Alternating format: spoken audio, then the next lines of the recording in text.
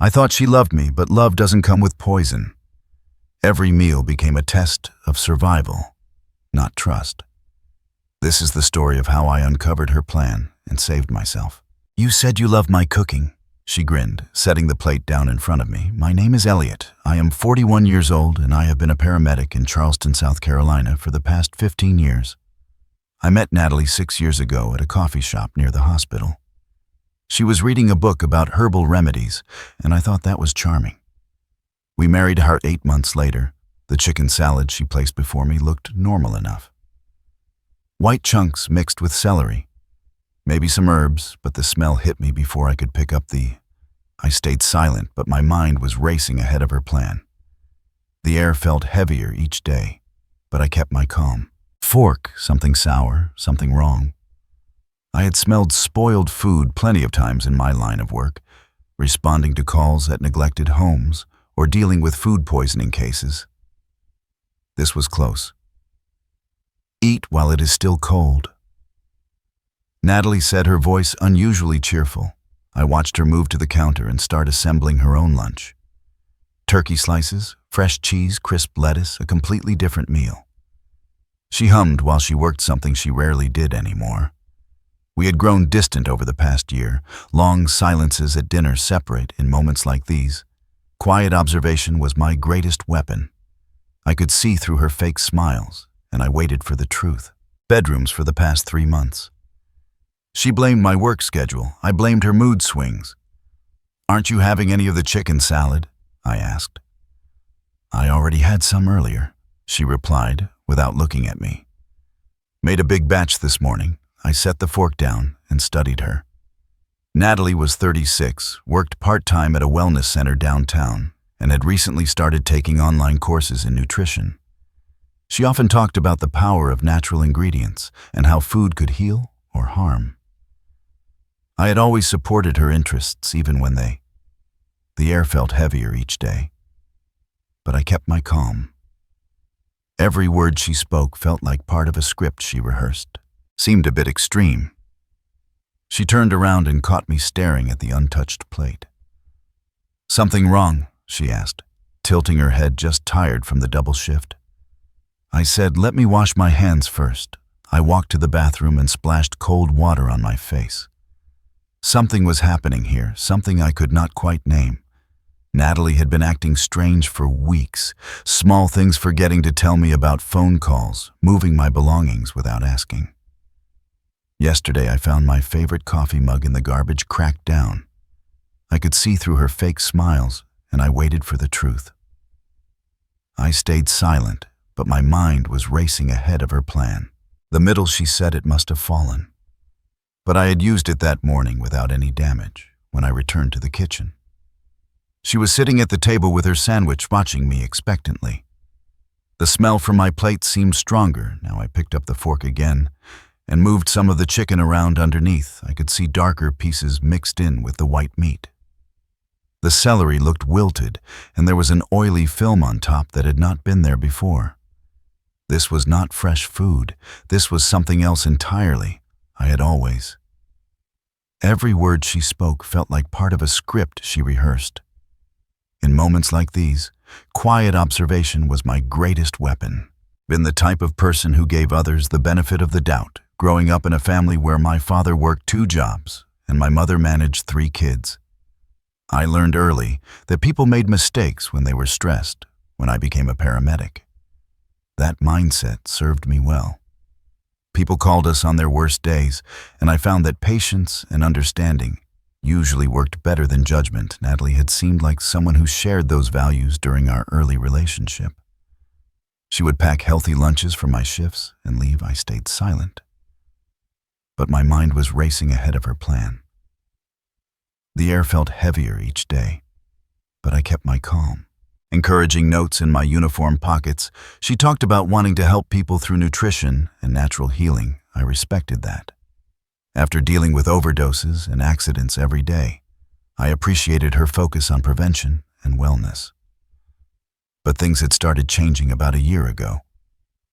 Small comments at first, she would mention how paramedics were just band-aids on bigger problems. and how the medical system was designed to keep people sick, I tried to engage with her perspective. But she seemed less interested in discussion and more. In moments like these, quiet observation was my greatest weapon. I could see through her fake smiles, and I waited for the truth. Focused on being right in the era, she started spending more time online reading forums about alternative health and conspiracy theories. The distance between us grew. She stopped packing my lunches. She stopped asking about my day. When I tried to talk about calls that bothered me or colleagues who were struggling, she would change the subject or suggest that maybe I should find a different career.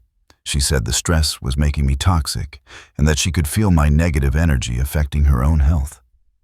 3 months ago, I started sleeping in the guest room. The air felt heavier each day, but I kept my calm. Every word she spoke felt like part of a script she rehearsed. Said my sleep schedule was disrupting her natural rhythms. I accepted that explanation, even though it hurt. I told myself that relationships went through rough patches and that we could work through this if we both tried.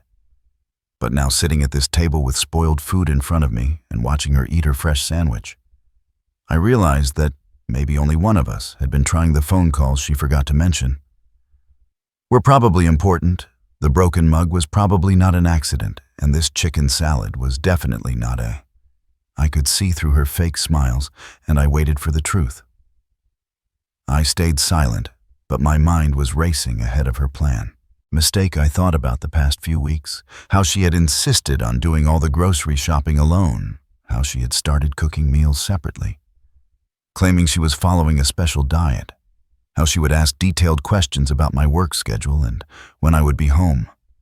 I had thought she was trying to be more organized, more supportive. Now I wondered if she had been planning something else entirely. The woman across from me chewing her turkey sandwich and watching me with bright, expectant eyes was not the person. Every word she spoke felt like part of a script she rehearsed. In moments like these, quiet observation was my greatest weapon. I had married that person, had been kind. This person was waiting for me to eat something that smelled like it had been sitting in the sun for days. I picked up a small piece of the chicken with my fork and brought it closer to my nose. The smell was unmistakable now, rotten, deliberately rotten. This was not food that had accidentally spoiled. This was food that had been left out, maybe mixed with something else, and then served to me with a smile. "Is everything okay?" Natalie asked, her voice still artificially sweet. "You seem to be." I stayed silent, but my mind was racing ahead of her plan. The air felt heavier each day, but I kept my calm, taking a long time with that first bite. I set the fork down and looked directly at her.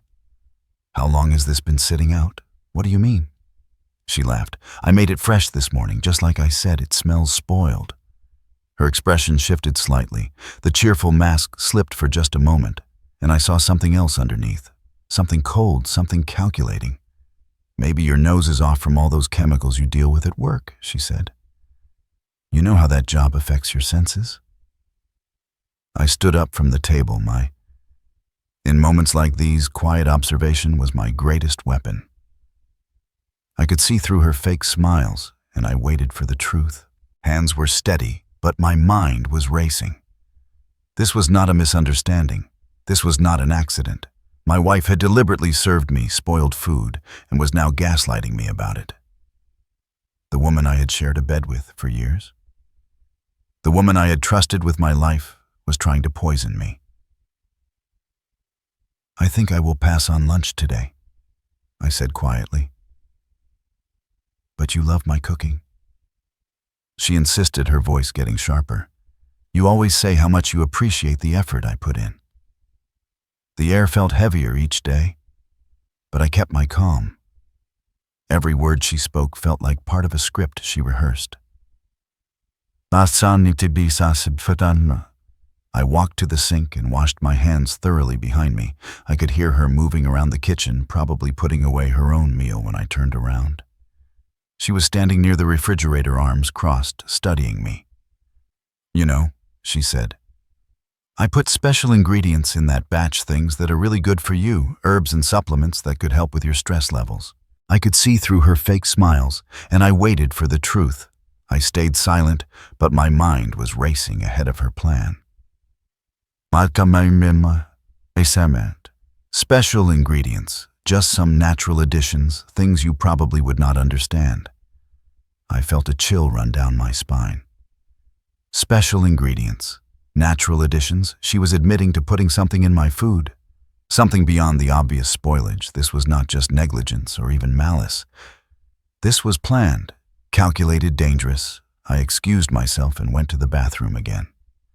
This time I took out my phone and started thinking about what I needed to do.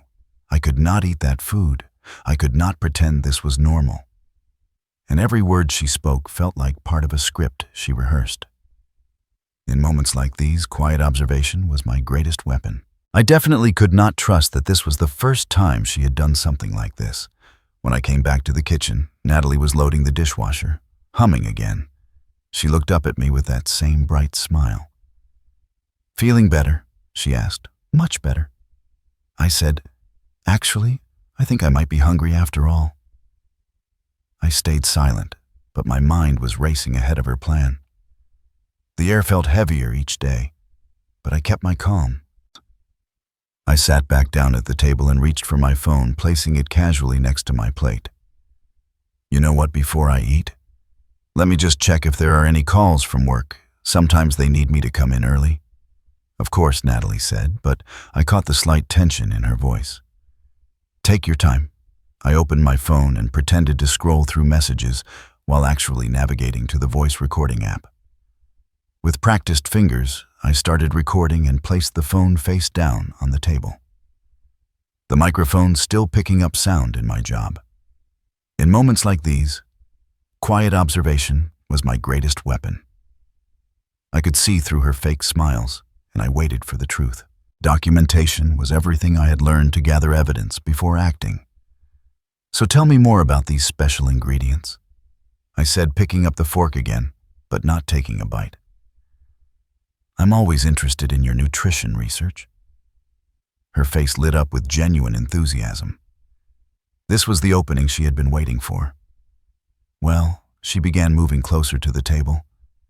I have been reading about how certain combinations can really affect someone's system. Not in a bad way, of course, but in a way that might help them understand their body better. That sounds. The air felt heavier each day, but I kept my calm. Every word she spoke felt like part of a script she rehearsed. Fascinating. What exactly did you add? Oh, just some herbs that can help with digestive sensitivity, and I mixed in some older protein to see how your body would handle the challenge.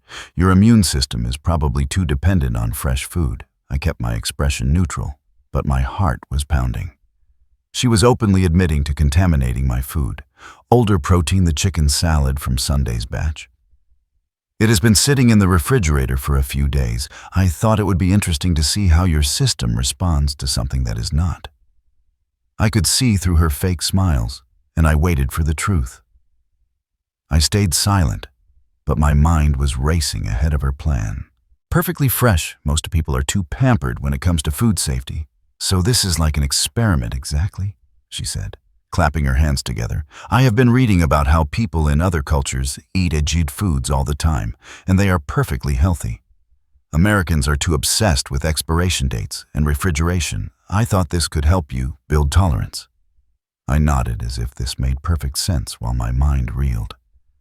She was describing deliberate food poisoning as if it were a health treatment, and the every word she spoke felt like part of a script she rehearsed. In moments like these, quiet observation was my greatest weapon. Herbs, you mentioned. Just some things to help with the process. A little extra iron supplement, some digestive aids, nothing harmful. Just things that might make the experience more educational. Educational, yes, you work with sick people every day.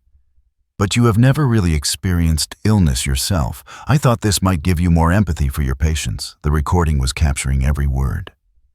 She was not just admitting to food tampering, she was providing a detailed confession of her motivations. In her mind, she was helping me. In reality, she... I stayed silent, but my mind was racing ahead of her plan. The air felt heavier each day, but I kept my calm. Was describing assault. That is very thoughtful of you. I said, I had no idea you had put so much planning into this. I have been thinking about it for weeks. She continued, clearly pleased with my apparent interest. Ever since you mentioned that family that got food poisoning from the restaurant downtown, you seemed so dismissive of their suffering, like it was just part of life. In moments like these, quiet observation was my greatest weapon.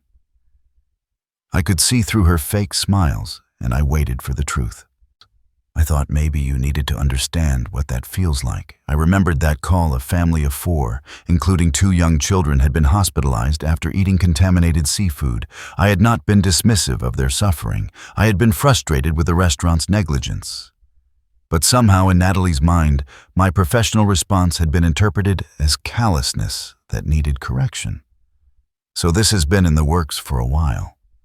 Oh yes, I have been researching the best methods, the right combinations. I even tested some of the herbs on myself too. The air felt heavier each day, but I kept my calm.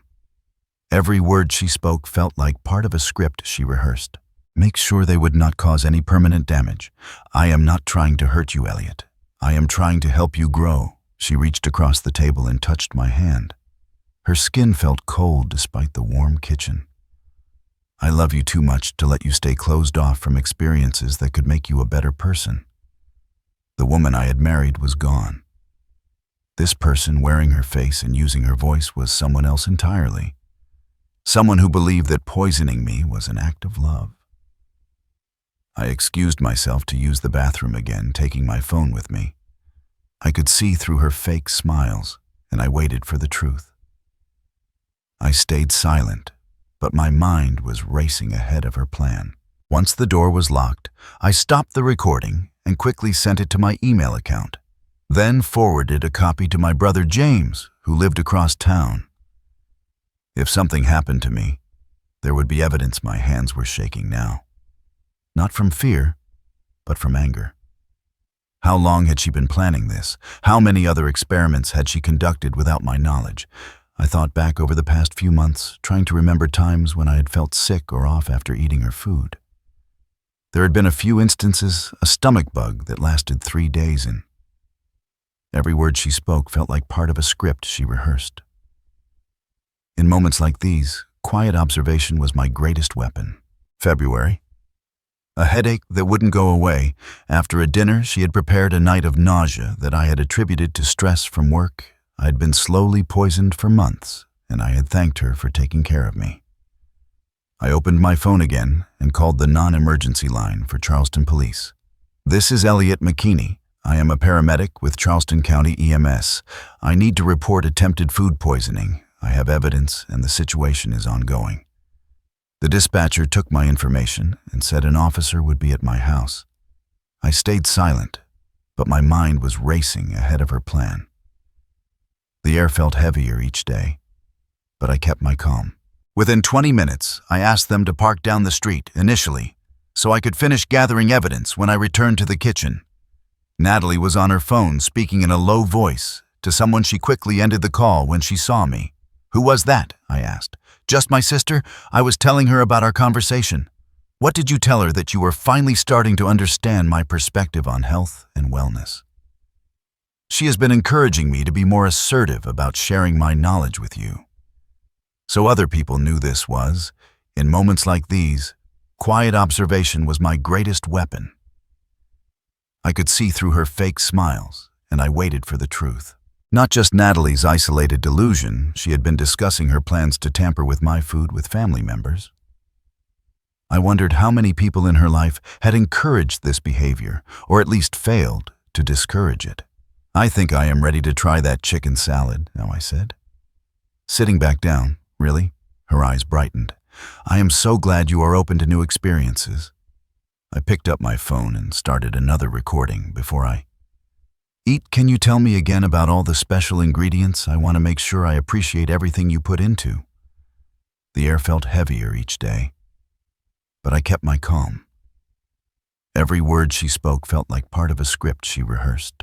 This, she launched into another detailed explanation, this time adding information about the specific herbs she had used and where she had learned about their effects. She mentioned online forums, alternative health websites, and a book about food as medicine that had inspired her approach. The author talks about how modern people have lost touch with their body's natural ability to process different foods, she explained. By exposing you to controlled challenges, I can help you develop stronger digestion and better overall health. I could see through her fake smiles, and I waited for the truth.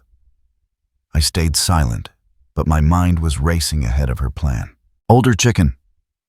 How old exactly? 5 days, not long enough to be dangerous, but old enough to provide a good test for your system. I also added some of the juices from the bottom of the container where the bacteria would be most concentrated. She was describing deliberate bacterial contamination as if it were a medical treatment. In her mind, she was a healer. In reality, she was a dangerous person who had weaponized food. The recording captured everything, her methods, her motivations, her complete lack of understanding about what she was. Every word she spoke felt like part of a script she rehearsed. In moments like these, quiet observation was my greatest weapon. Actually doing when the police arrived, they would have a clear picture of premeditated food tampering. That sounds very thorough, I said. You have really thought of everything. 20 minutes later, I heard a car door close outside. I looked out the window and saw Officer Stevens from the Charleston Police Department walking toward my front door. I had worked with him on several calls over the years, and I knew he would handle this professionally. "Excuse me," I said to Natalie. "I think someone is at the door." I opened it. I stayed silent, but my mind was racing ahead of her plan. The air felt heavier each day, but I kept my calm. Before he could knock, Officer Stevens. "Thank you for coming. Elliot got your call. This is about food tampering. Yes, my wife has admitted to serving me spoiled food mixed with unknown substances. I have recorded evidence of her confession. She is still in the kitchen." His expression grew serious. "Is she aware that you have contacted police?" "No, she believes I am going to eat the contaminated food." "Okay. Let me come in and we can handle this properly." I led him into the kitchen where Natalie was still sitting at the table when she saw. In moments like these, quiet observation was my greatest weapon. I could see through her fake smiles, and I waited for the truth. "The uniformed officer," her face went pale. "Natalie," I said calmly. "This is Officer Stevens. I have asked him to come because I am concerned about the food you prepared for me." "I don't understand," she stammered, looking back and forth between us. Officer Stevens introduced himself and asked if we could all sit down. "Mr. McKinney has reported that there may be an issue with food safety in your home. Can you tell me about the meal you prepared today?" "It is just chicken salad," Natalie said, her voice getting higher. "There is nothing wrong with it, ma'am. Can you?" The air felt heavier each day, but I kept my calm. Every word she spoke felt like part of a script she rehearsed. Described the ingredients and preparation method I watched as she tried to backtrack, claiming now that everything was fresh and safe. She had completely changed her story from the detailed confessions she had given me just minutes earlier. "That is interesting," Officer Stevens said, "because Mr. McKinney has provided me with a recording of a different conversation. He played back portions of the audio on his phone." Natalie's voice filled the kitchen, clearly describing how she had used 5-day-old chicken, added bacterial concentrates, and mixed in unknown herbs. I could see through her fake smiles, and I waited for the truth.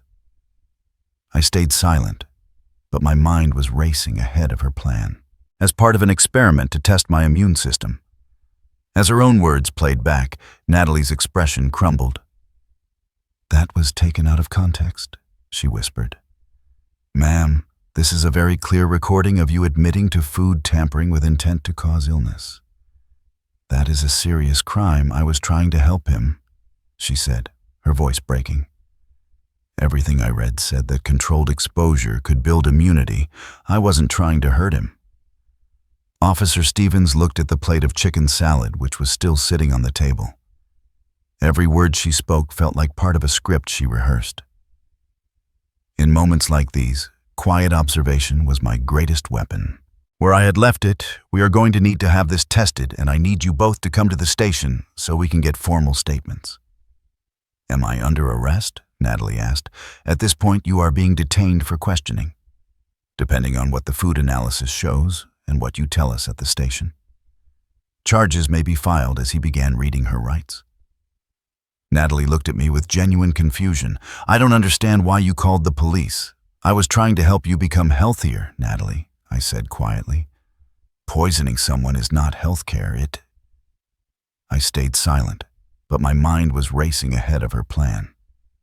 The air felt heavier each day, but I kept my calm. Is assault, she started crying, then not the manipulative tears of someone trying to avoid consequences, but the genuine sobs of someone whose reality was collapsing in her mind. She had been a caring wife, conducting medical research. In actual reality, she had been slowly poisoning her husband for months. Officer Stevens called for backup, and an evidence collection team, the chicken salad, would be tested for bacterial contamination and unknown substances. My recordings would be analyzed and used as evidence. The laboratory results came back 3 days. In moments like these, quiet observation was my greatest weapon. I could see through her fake smiles, and I waited for the truth. Later, the chicken salad contained dangerous levels of Salmonella E. coli and an unknown herbal mixture that included concentrated iron supplements and digestive stimulants. According to the toxicologist, consuming the entire portion could have resulted in severe food poisoning, dehydration, and possible hospitalization. Detective Rodriguez called me at work to discuss the findings. Mr. McKinney, we have enough evidence to charge your wife with reckless endangerment, food tampering, and attempted assault. The recordings you. The air felt heavier each day, but I kept my calm. Every word she spoke felt like part of a script she rehearsed, provided show clear intent and premeditation. What happens now? We will arrest her this afternoon. Given the evidence, the district attorney believes this case will likely result in a conviction. She could face up to 2 years in prison and mandatory psychological evaluation. When I came home that evening, Natalie was sitting on the front steps. With a suitcase beside her, she had been released on bail but ordered to have no contact with me and to stay away from our house. The lawyer says I need to move out, she said without looking up. I could see through her fake smiles, and I waited for the truth. I stayed silent, but my mind was racing ahead of her plan. My sister is coming to get me. Good. I still don't understand why you did this. I was trying to help you. I sat down next to her, but not close enough to touch Natalie. You poisoned me multiple times. Apparently that is not help, that is harm. But the research I did. The research was wrong. The forums you read were wrong. The people who encouraged you were wrong, and you were wrong. She finally looked at me, her eyes red from crying. I thought if you understood what sick people went through, you would be more compassionate. I have. Every word she spoke felt like part of a script she rehearsed. In moments like these, quiet observation was my greatest weapon. Been compassionate my entire career. What you did was not about making me better. It was about controlling me. A car pulled up, and her sister got out. She had always disliked me, and I could see the hostility in her face as she approached. Come on, Natalie, let's go. Natalie stood up and picked up her suitcase. I am sorry you feel this way, she said. I am sorry you poisoned me, I replied. She walked away without another word. 6 months later, Natalie pleaded guilty to reckless endangerment and food tampering. She received 18 months of probation. I stayed silent, but my mind was racing ahead of her plan. The air felt heavier each day, but I kept my calm. Community service and mandatory counseling. The judge also issued a permanent restraining order. I filed for divorce immediately after her sentencing. She did not contest it. My colleagues at the station had been supportive throughout the entire process. A few of them admitted that they had noticed changes in my health over the past year, but had attributed them to job stress. Captain Williams gave me a week of paid leave to get my head straight and recommended a counselor who specialized in domestic abuse cases.